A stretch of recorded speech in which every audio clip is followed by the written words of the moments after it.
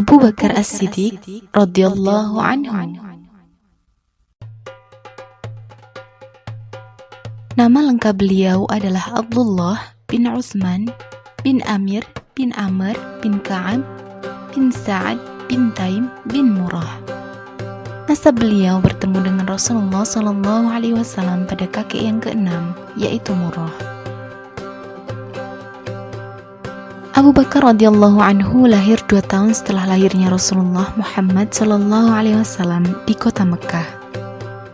Semasa kecil, Abu Bakar radhiyallahu anhu sudah menjadi teman akrab Rasulullah SAW.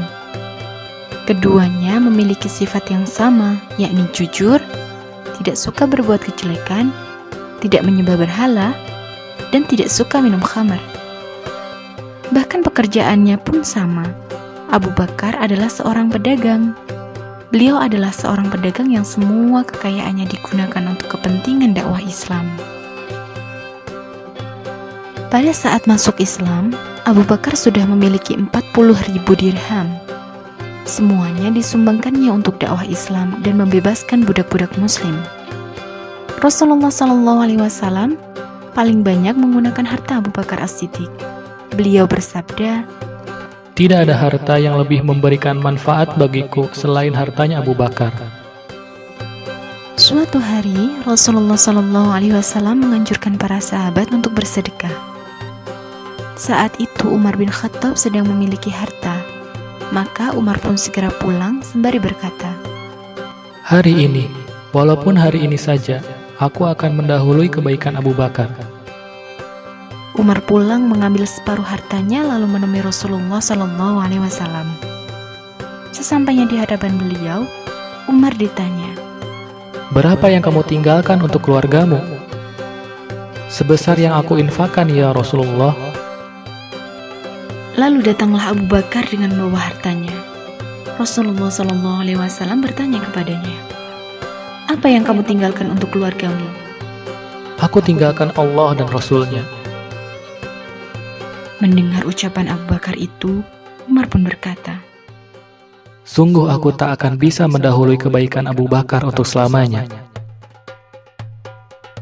Abu Bakar As-Siddiq adalah sosok sahabat yang paling banyak berdoa.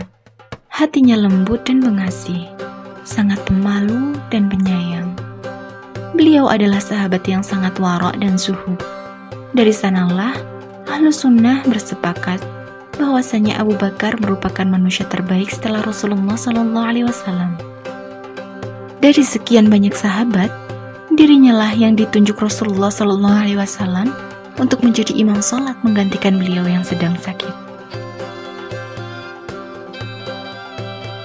Abu Bakar terus menemani dan menjadi teman paling setia Rasulullah SAW, baik ketika senang maupun susah, ketika bepergian maupun mukim.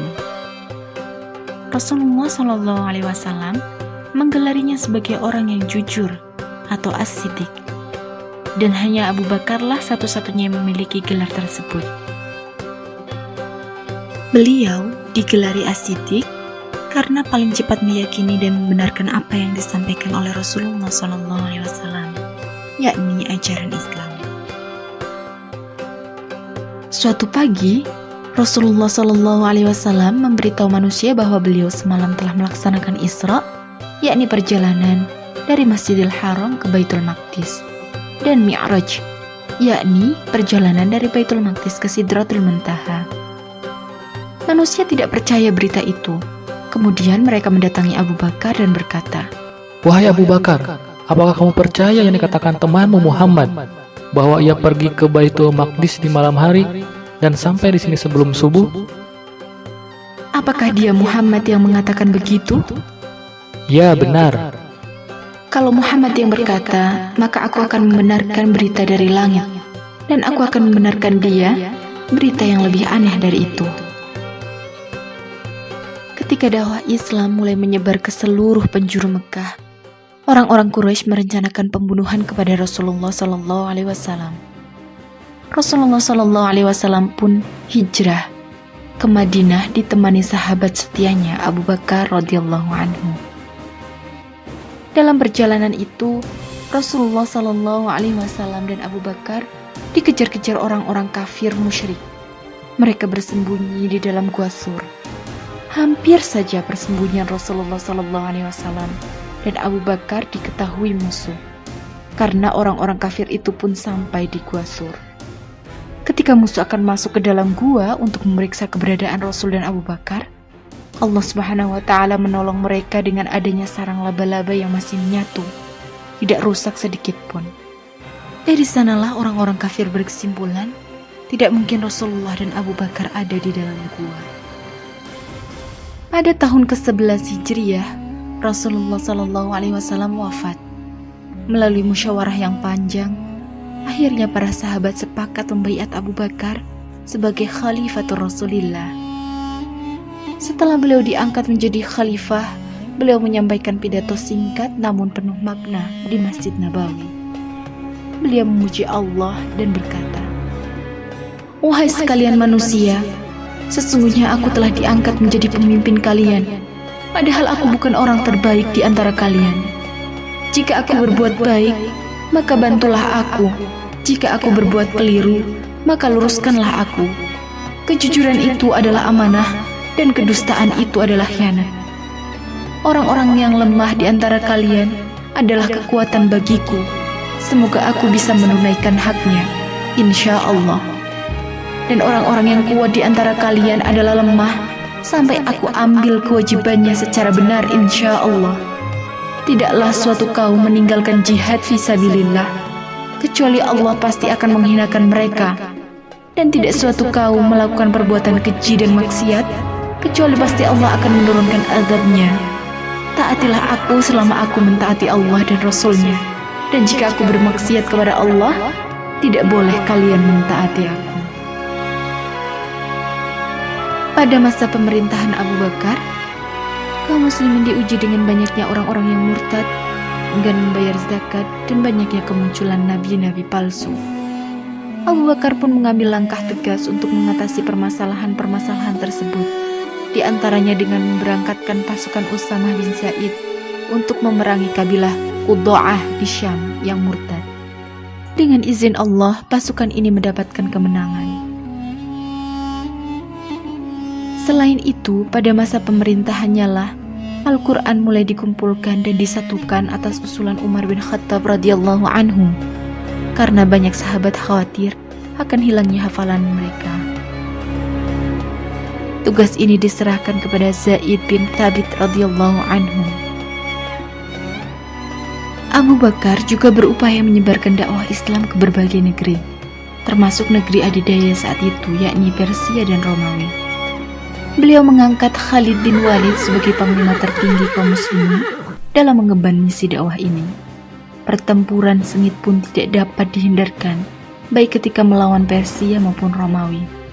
Atas pertolongan Allah Subhanahu wa Ta'ala, kaum muslimin mendapatkan kemenangan, dan Abu Bakar pun sukses menjalankan misi dakwah Islam. Suatu hari pada tahun ke-13 Hijriah, Abu Bakar As-Siddiq radhiyallahu anhu mandi di musim dingin, sehingga beliau terserang demam selama 15 hari. Karena itu, beliau tidak bisa mengimami sholat. Beliau pun meminta Umar bin Khattab radhiyallahu anhu menggantikannya menjadi imam sholat di Masjid Nabawi. Abu Bakar radhiyallahu anhu wafat pada hari Senin sore, tanggal 22 Jumadil Akhir, tahun ke-13 Hijriah. Itu artinya beliau menjadi khalifah selama 2 tahun, 3 bulan 10 malam. Abu Bakar berwasiat agar jenazahnya dimandikan oleh istrinya, Asma' bintu Umais, kemudian dikafani dan dimakamkan di samping Rasulullah SAW. Itulah kisah inspiratif kehidupan sahabat mulia yang sangat dicintai Rasulullah SAW. Banyak ibroh yang dapat kita ambil dari pribadi sahabat yang satu ini. Di antaranya, sejak kecil beliau sudah menghiasi diri dengan sifat jujur, tidak suka menyembah berhala. Beliaulah sosok sahabat setia dalam keadaan senang maupun susah, pribadi yang paling cepat menerima dan mengamalkan Islam, lembut hatinya, penyayang, serta penyantun, ikhlas, rela mengorbankan seluruh jiwa dan hartanya di jalan Allah.